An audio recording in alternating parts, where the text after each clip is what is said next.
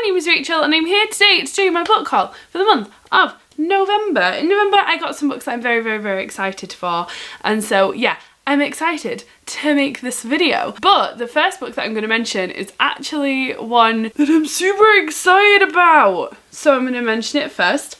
And it is Stonewall's Legacy, a poetry anthology edited by Rusty Rose and Marc Rosen.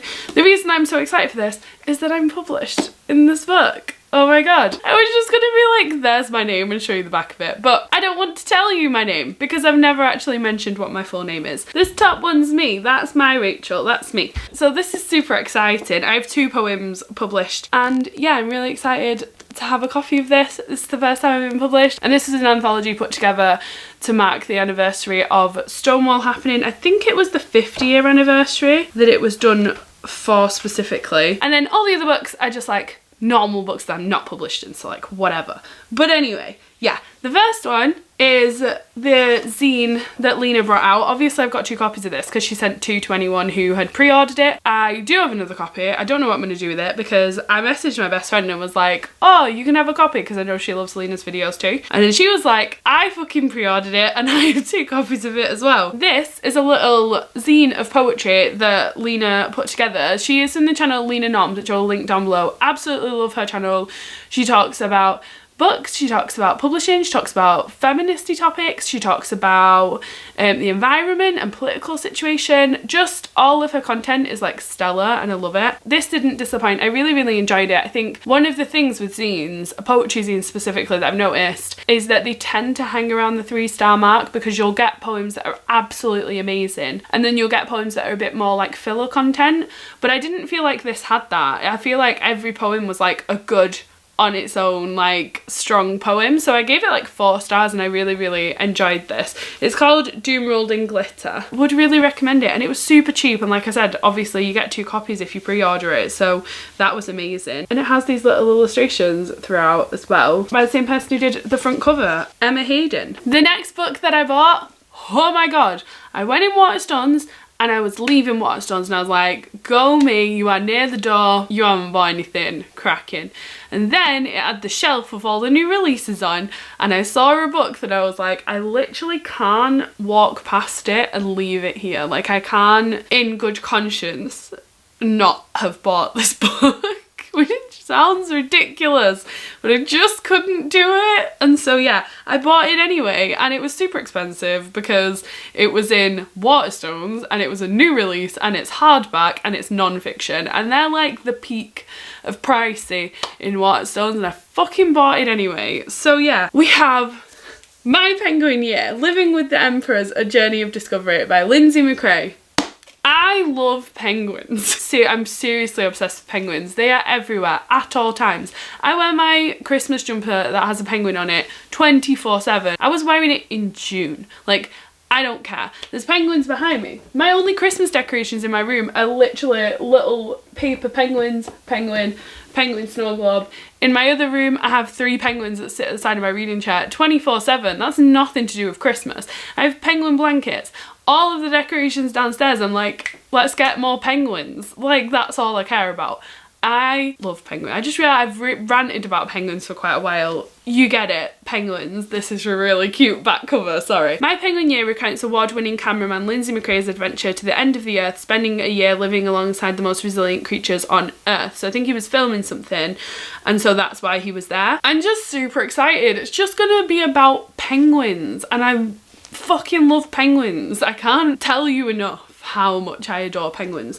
So I'm super excited for this book, and I have no shame over the fact that I couldn't not buy it, because it's just so pretty and well published, and penguins. That's just, I'm gonna stop saying penguins in a second, but right now I'm just gonna say it one more time.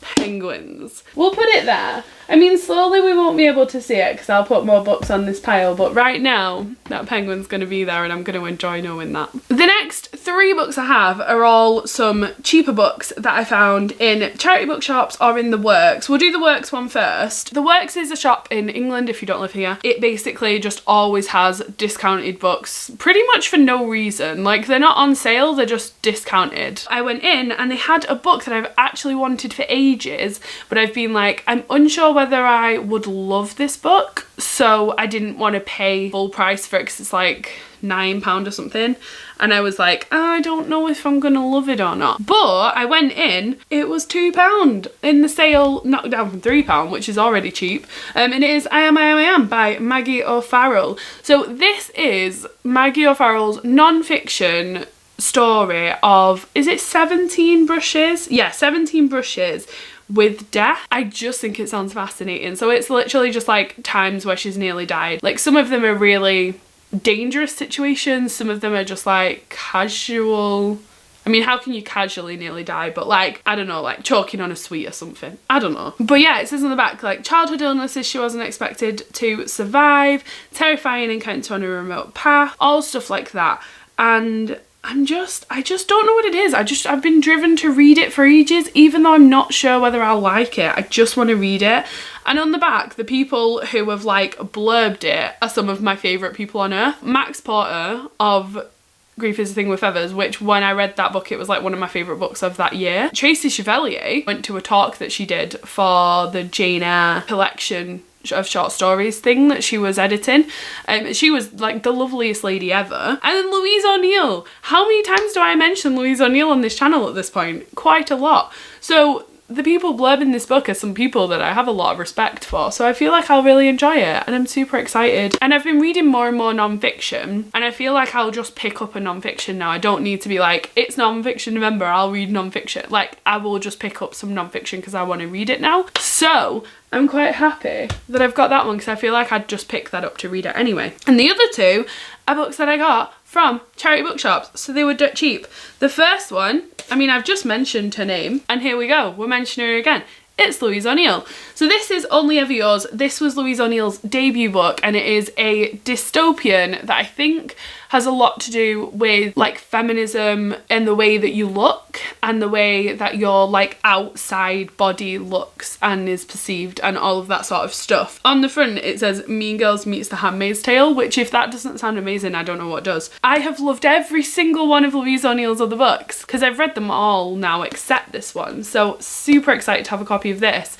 The only other book that I don't have a copy of by her now is The Surface Breaks, so once I've got that I will have all of her books and I will be very happy to own all of her books because yeah, I'm assuming this is going to be great because I love all of her other books. And this was £1.50 in a charity shop, and it's in like pretty much perfect condition. The spine's like a bit broken, but I don't even care because I break spines anyway. So obviously really happy to have this book. We love Louise O'Neill. I'm mentioning like every single fucking video. And the other book that I got when I was there was one that I've already read, and I read it on audiobook, and I'm super excited to have a copy of it because I loved it.